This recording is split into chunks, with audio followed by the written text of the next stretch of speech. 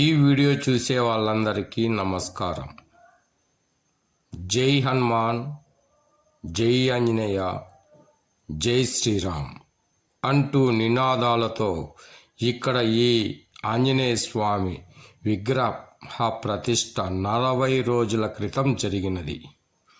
తరువాత 42 రోజులకు ఈరోజు రెండవసారి ఇక్కడ ఆంజనేయ స్వామికి నైవేద్యం పెట్టుట కొరకై మరొకసారి ఈ ప్రదేశమందు ఈ గుడి ప్రదేశంలో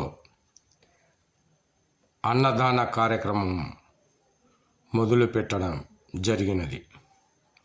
ఇక్కడ కనబడుచున్నదే ఈమె పేరు లత.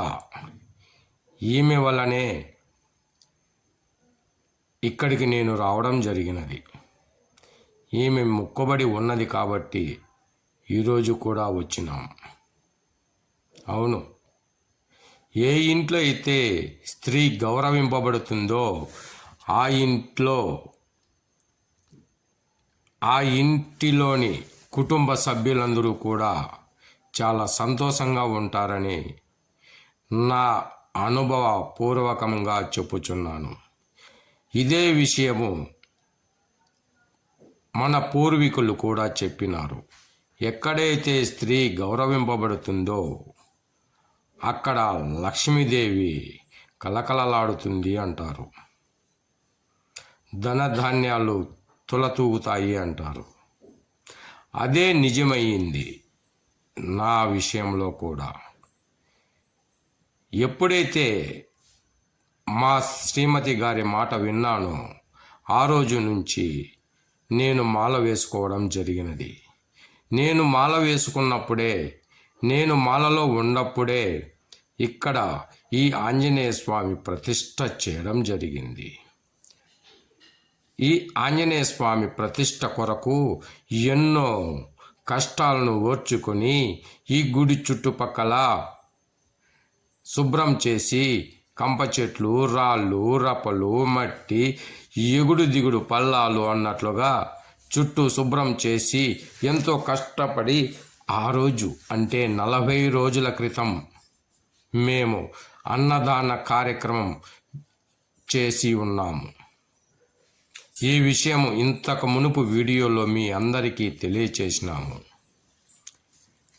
అదేవిధంగా ఈరోజు అనగా మేము మొదటిసారిగా అన్నదాన కార్యక్రమం మొదలుపెట్టిన నుంచి 42 రోజులు జరుగుతున్నది. ఈరోజు మేము గొప్పగా ఇక్కడ స్వామి అన్నదాన కార్యక్రమం చేస్తున్నందువలన మేము కూడా పాల్గొనడం జరిగి ఉన్నది. ఎంతో దూరం నుంచి ఈ దేవుని కార్యక్రమమును సద్వినియోగపరచుకోవాలని మేము మనసులో తలంచుకొని ఎంతో మాకు ఈరోజు ఇబ్బంది ఉన్నా కానీ ఆ ఇబ్బందిని పక్కన పెట్టి ఒకవైపు మా భార్యకు జ్వరం వచ్చుచున్నది. అయినా కానీ అదే జ్వరంలో ఇక్కడికి ఈ దేవుని సన్నిధికి చేరుకున్నాం. ఈ దేవుని సన్నిధులు ఇంకా ఏమైతే అది కానిలే అని ధైర్యంగా దృఢ నిశ్చయముతో ఇక్కడికి వచ్చి ఉన్నాం. దేవుని లీల ఉన్నంత వరకు మనకు ఏ కష్టము, నష్టము, ఇబ్బంది, బాధ కలగదు అన్న నమ్మకము మాలో ఉన్నది కాబట్టి ఇక్కడికి రావడం జరిగినది. మేము ఈ పనులలో పాల్గొన్నాం. చూసినారా, వంటలకు సిద్ధం చేస్తున్నారు. ఇక్కడ కుర్చీలో కూర్చొనే ఆయన మా అన్నగారు. ఇక్కడ మాల వేసుకున్నటువంటి ఆంజనేయ స్వామి భక్తుడు. ఈయనకు ప్రత్యేకమైన పల్లెములో అనగా తట్టలో భోజనం వడ్డించడం జరుగుతున్నది. అది మన సాంప్రదాయం కదా. ఇక్కడ నిలబడినదే ఈమె చాలా మంచిది. బాగా కష్టపడి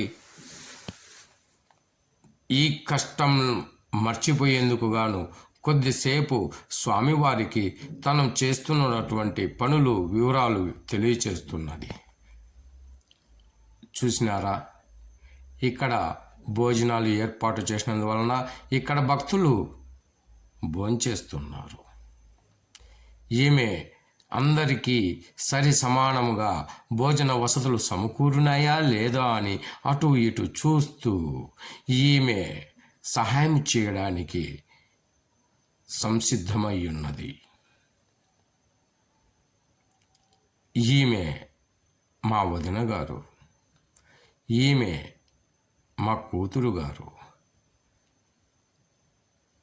అందరూ ఎంతో సంతోషంగా ఈ శుభదినాన, ఈ శుభ రోజున పాల్గొన్నారు. మనము ఎన్నో ఫంక్షన్లు చేస్తుంటాం, కానీ మర్చిపోతాం. కానీ ఒక దేవుని సమక్షంలో, దేవుని గుడిలో, దేవుని పరిసరాలలో మనము చేసిన పని మనకు ఎంతో పుణ్యాన్ని ఇస్తుంది. చేసిన పాపాలన్నీ దూరమవుతాయి అంటారు.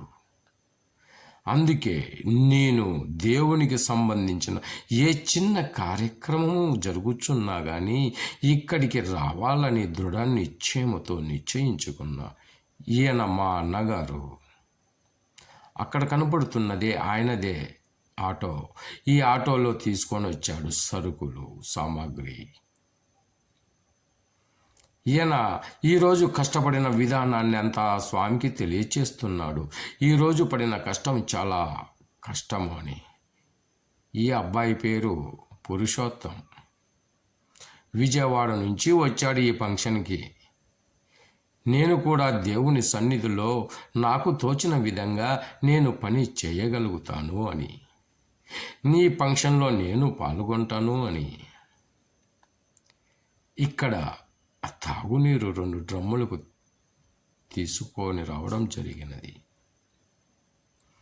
ఎందుకంటే ఇక్కడంతా చుట్టుపక్కల అడవి, ఊరు లేదు. ఇది ఊరు కాదు, బైపాస్ రోడ్డు పక్కనే, అంటే చాలా ఆనుకొని ఉన్న స్థలం ఇది. ఇక్కడే ఈ ఆంజనేయ స్వామి కొలువై ఉండాలని ఈ దేవుని కోరిక ఏమో. అందుకే మాకు అందరికీ ఇక్కడికి రమ్మని చెప్పి ఇక్కడ ఈ విందు వినోదాలలో పాల్గొనాలని దేవుడు దీవించి ఉన్నాడు ఏమో.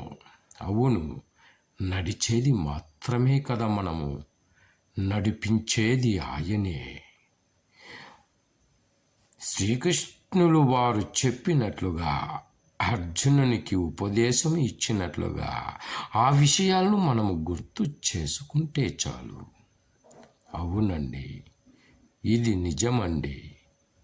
ఆ రోజు శ్రీకృష్ణుడు అర్జునుకు ఏమి చెప్పాడో మరొక్కసారి గుర్తు చేసుకుందాం. అర్జునుడు యుద్ధము చేయలేని పరిస్థితి ఏర్పడినప్పుడు అప్పుడు శ్రీకృష్ణుడు అన్నాడంట, అయ్యా అర్జున, నీవు చేసేది ఏమియునూ లేదు, నీవు జయించేది అంటూ ఏదీ లేదు. నువ్వు బాధపడవలసిన రోజు కాదు ఇది.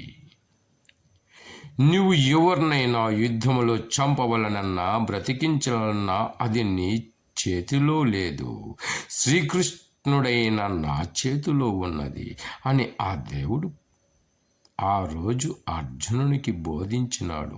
వెంటనే అర్జునుడు బాణము విల్లుకు పెట్టి కనపడిన ప్రతి ఒక్కరిని చంపగలిగినాడు.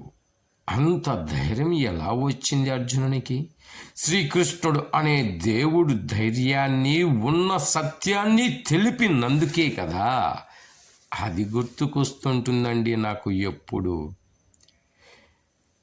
అవును, నిజమే. మరి మనము నడుస్తున్నాము, దేవుని గుడికి వెళ్తున్నాము అంటే అందులో మనలో ప్రాణం ఉంటేనే కదా.